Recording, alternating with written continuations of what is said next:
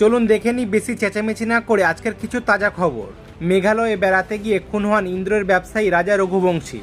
রাজার পরিবার সূত্রে জানানো হয়, রাজার শৈশব থেকে শুরু করে মৃত্যু পর্যন্ত কাহিনী নিয়ে হানিমুন ইন শিলং নাম একটি সিনেমা তৈরি হচ্ছে।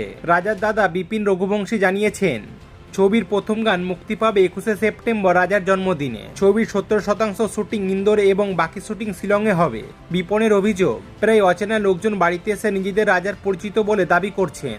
সম্প্রতি এক ব্যক্তি ওসি সেজে তাদের বাড়িতে ঢুকে পরিবারের সকলের ব্যক্তিগত তথ্য সংগ্রহ করে চলে যান।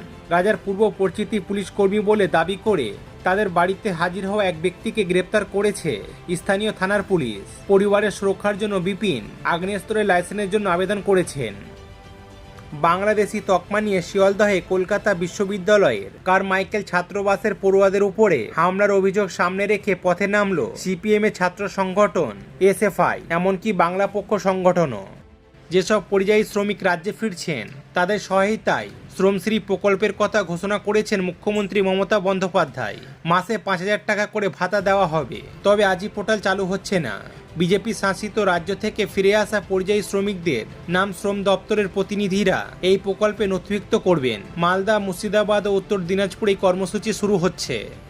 জামিনে মুক্তির পর রাজ্য সরকারের বিরুদ্ধে ক্ষোভ উগরে দিলেন আইএসএফ বিধায়ক নওশাদ সিদ্দিকী।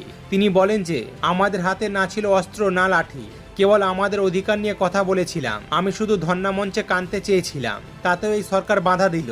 আইএসএফ বিধায়ক আরও বলেন, এটা শুধু রাজ্য সরকারের কাজ নয়, কেন্দ্রীয় সরকারের প্রশ্রয়ে এই দমনপীড়ন চলছে।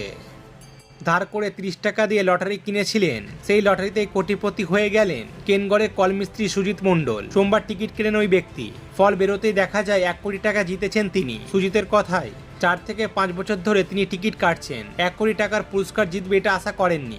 স্ত্রীর দুটো কিডনি খারাপ, এখন চিকিৎসা করাবে।